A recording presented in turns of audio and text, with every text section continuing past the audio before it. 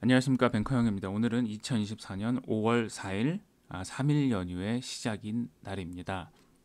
자, 어젯밤에 미국에서 좋은 소식이 들려왔습니다. 그 좋은 소식 덕분에 지금 왼쪽에 보시는 미국 3대 지수 플러스 어, 러셀 2000 지수까지 급등을 했고요. 자, 다우존스 1.16, S&P 1.27, 나스닥 2.01 올랐고요. 여기가 시가인데 나스닥은 시가 대비 조금 더 올라왔는데 그 외의 지수들은 시가 대비 조금 내려서 끝났다. 이게 왜 그랬을까요? 어제 지표 발표가 있었는데 매우 중요한 지표 발표가 있었습니다. 아, 그래.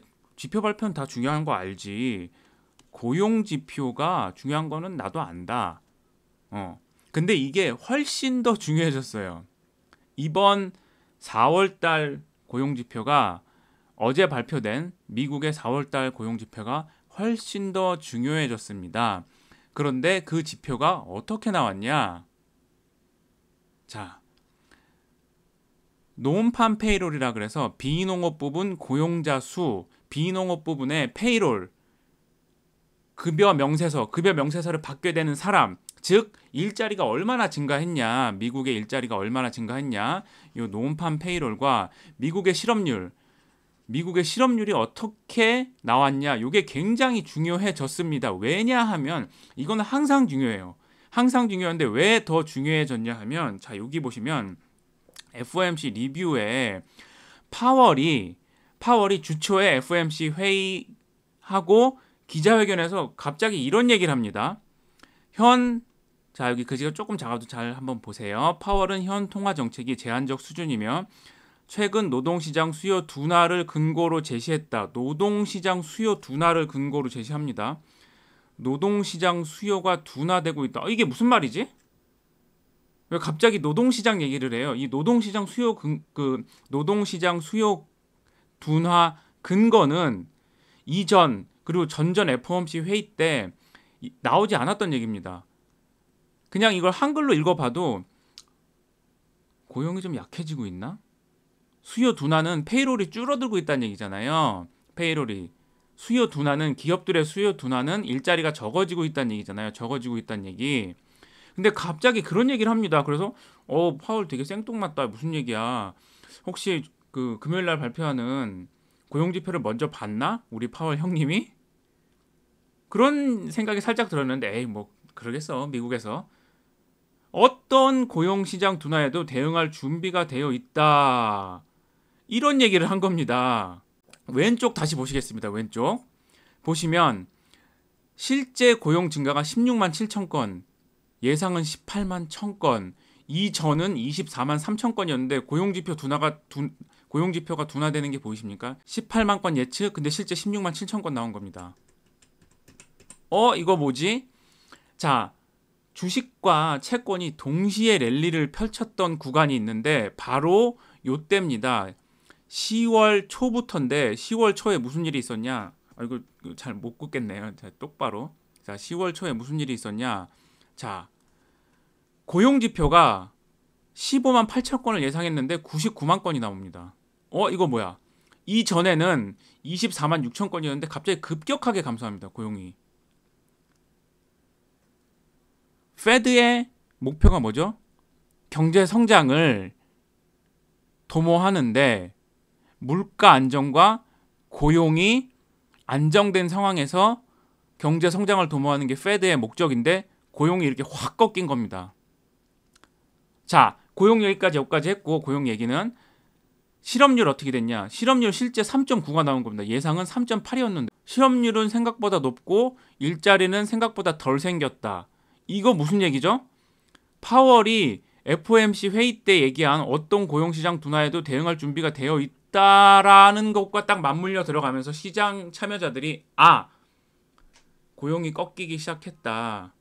그러면 금리 인하 기대감이 다시 살아나야 된다. 이런 판단을 내리면서 주식을 사고 채권도 사기 시작한 겁니다. 페드 와치 툴입니다. 미국의 단기 금리 선물 시장에 반영된 금리, 미국의 단기 금리 시장에 반영된 향후 금리를 보는 건데 9월 달에 금리 인하 가능성이 거의 50%까지 올라왔습니다. 48.8까지. 한 달 전에는 31.7이었습니다. 자, 5.0에서 5.25%를 보는 게 48.8%까지 가장 높아졌다. 자, 지금 보시는 차트는 한국의 금리 선물 차트입니다. 보시면 요 11월 초부터 여기 11월이라고 돼 있잖아요. 요 11월 초부터 아예 랠리가 시작이 됩니다. 초폭등 랠리. 이런 랠리는 한 지난 2년 동안 없었던 엄청난 초폭등 랠리가 시작되는데 이때가 언제였냐? 11월 초입니다. 이게 위에가 3년물이고요. 3year KTB, 밑에가 10년물 10year KTB, 코리아 트레저리 본드의 약자입니다. 10년, 3년 장단기 국채가 랠리를 펼친 겁니다. 이렇게 폭등 랠리를 펼쳤어요. 이때 그러면 주식은 어땠냐? 자, 삼성전자 차트입니다. 시작점이 어디냐? 2022년 9월, 그리고 어제까지 일봉 차트인데 여기 11월이잖아요. 여기 11월. 여기잖아요. 여기. 자. 여기잖아요. 11월이잖아요. 여기 11월. 요 고용 지표가 꺾이는 요 시점부터 랠리를 펼칩니다. 삼성전자가. 왠지 자, 다시 이 차트로 한번 가볼게요. 다시 이 표로 한번 가볼게요. 왠지 지난 작년 11월 달에 봤던 그 그림인가? 시장이 그렇게 판단한 겁니다. 논팜이 예상보다 훨씬 안 좋게 나오면서 랠리를 펼친 겁니다. 작년 11월 달에도 그랬어요. 실업률도 3.9 나왔고 3.8 예상했는데 이번에도 실업률은 3.8 예상했는데 3.9로 실업률은 높았고 논팜은 낮아졌고 일자리가 생성되는 속도는 확 줄어들었고 근데 지난 11월처럼 그렇게 급격하게 이렇게 이 정도의 큰 미스는 아니었습니다. 자, 그래서 일단 시장이 확 올려놨다. 주식 채권을 다 올려놨다. 그리고 9월 금리 인하 기대감은 한 50%, 48.8%까지 높아졌다. 요게 어제 있었던 일입니다. 아직까지 저는 이제 여기서 주식이 지난번 이런 랠리가 다시 오기 위해서는 이 랠리 동안 이때 물론 시작은 촉발은 됐지만 무려 4번의 고용 지표와 그리고 물가 안정 지표가 추후적으로 나왔었습니다. 그래서 이게 계속 조정을 받는 듯 하면서 여기서도 그랬죠. 조정받는 듯 하면서 다시 올라가고 조정받는 듯 하면서 다시 올라가고 여기 무려 음봉이 4개가 떴는데 다시 올라가고 그래서 쭉 연말까지 이렇게 달린 거잖아요. 이런 시장이 다시 오지는 않을 건데 최소한 한 여기까지 올라가지고 다시 한번 금리 인하 기대를 좀 반영하고 주식도 삼성전자도 다시 한 8만 원 정도까지는 봐줘야 되는 게 아닌가. 8만 원 초반대 요 원저리까지는 요 위에서 제가 다시 주식을 사지는 않을 것 같아요. 그리고 기존에 사고 있는 종목들. 자, 오늘의 결론.